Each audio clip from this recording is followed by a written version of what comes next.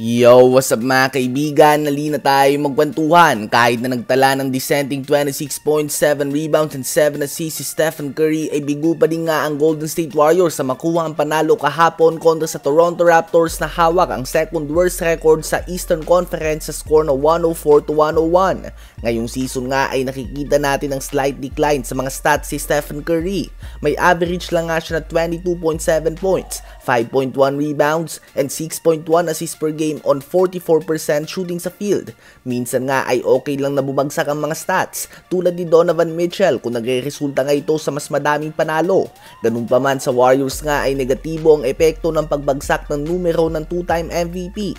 Kung legacy ang pag-uusapan, sa mga current active players ay may sariling level nga si Steph Curry at LeBron James. Sa mga point guard nga ay nag-iisa siya sa kanyang level.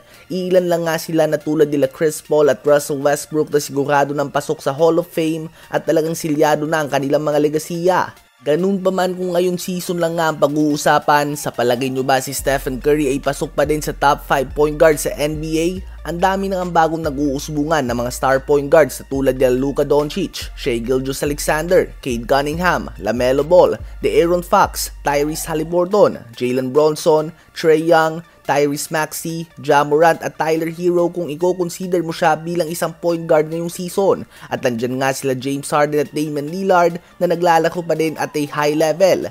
Napakadami ng magaling na point guard sa liga ngayon, probably the deepest position sa NBA ngayon mga kaibigan. Kaya naman sa palagay nyo ba ay base sa pinapakita ni Steph Curry ngayong season, pasok pa din ba siya sa top 5 best point guards ngayong regular season? Again, ngayong season lang, baka may mag-comment ulit na wala pang napapatunayan ng ibang players. Again, hindi legacy ang pinag-uusapan, bagkus base lang nga sa performance ngayong season. Ano ba masasabi nyo tungkol dito?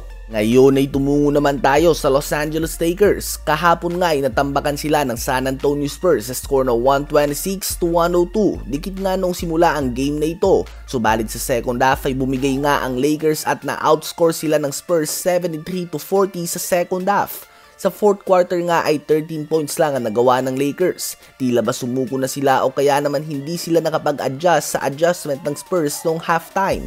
Sa ngayon nga ay napapadalas nga sa mga talo ng Lakers ang bad second half. Kadalasan nga ang mga talo nila ay bumibigay sila sa third quarter. Ito nga ang quarter na madalas nagkakaroon ng turning point sa game. Nagkakaproblema nga sila na magkaroon ng sagot sa adjustment ng kabilang team tuwing halftime. Isang bagay na sobrang crucial pagdating sa playoffs. Nanguna sa Spurs kahapon si Wemby na nagtala ng 23 points, 8 rebounds, 5 assists, 3 steals and 2 blocks, 23 points, 6 rebounds din si Devin Vassell, 23 points, 4 assists si Stephon Cassell on 10 of 16 shooting sa field, 17 points din si Harrison Barnes at 13 points, 10 assists and 4 steals si Chris Paul. Sa palagay nyo ba ay ano ang dahilan sa madalas na pag-collapse ng Lakers tuwing third quarter?